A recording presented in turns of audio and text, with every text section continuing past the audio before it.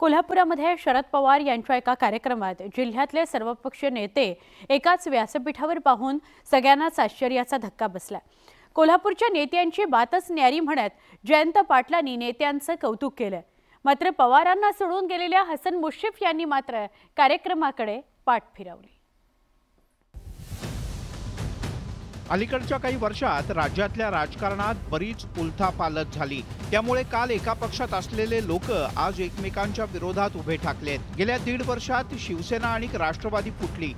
त्यामुळे राज्यातलं राजकीय वातावरण ढवळून निघालं असून नवा राजकीय संघर्ष पेटलाय।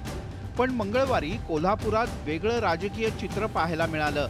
शरद पवार यांच्या उपस्थितीतल्या कार्यक्रमात शिंदेंच्या नेतृत्वाखालील शिवसेना खासदार धैर्यशील माने, काँग्रेसचे आमदार सतेज पाटील तसंच अपक्ष आमदार राजेंद्र पाटील यड्रावकर यांनी एकाच व्यासपीठावर हजेरी लावली।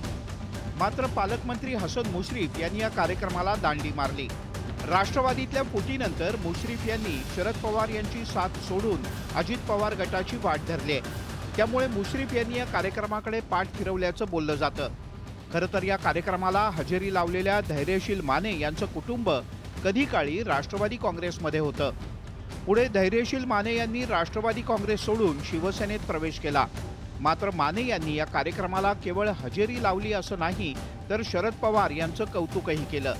पवार साहेब आजही त्या संसदेचा भीष्म पितामह म्हणून त्या ठिकाणी काम करतायत। जर जगाच्या पाठीवर सगळ्यात मोठी लोकशाही भारत देश असेल तर सर्वात पार्लमेंटरी रेकॉर्डमध्ये सर्वात जास्त लोकशाही पद्धतीने निवडून येणारा खासदार हे शरदचंद्रजी पवार साहेब त्या ठिकाणी लोकसभेमध्ये आहेत। आणि निश्चितपणे या सगळ्या लोकशाहीला बळकटी देण्याच्या दृष्टिकोनातून जी माणसं त्यांच्या आयुष्यामध्ये येऊन गेली त्यांना ते कधी विसरले नाहीत। शरद पवार यांच्याशी राजकीय मतभेद असले तरी विविध राजकीय पक्षांच्या लोकप्रतिनिधींनी या कार्यक्रमाला आवर्जून हजेरी लावली।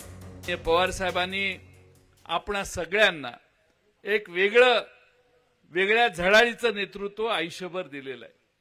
त्यांचा या सर्व मान्यवर नेत्यांचा संबंध आलेला होता आणि म्हणून कणखरपणानं स्वाभिमानानं राजकारण करण्याची भूमिका आणि प्रवृत्ती पवार साहेबांनी आजपर्यंत जोपासलेली आहे। राष्ट्रवादी आणि शिवसेनेतल्या फुटीनंतर राजकीय समीकरणं बदलली असली तरी नेत्यांमधील वैयक्तिक संबंधात कोणताही दुरावा नसल्याचं पाहायला मिळालं। मात्र उपस्थितांमध्ये मंत्री हसन मुश्रीफ यांच्या अनुपस्थितीविषयी मात्र चर्चा जोरात रंगली। ज्ञानेश्वर साळोखे, न्यूज 18 लोकमत, कोल्हापूर।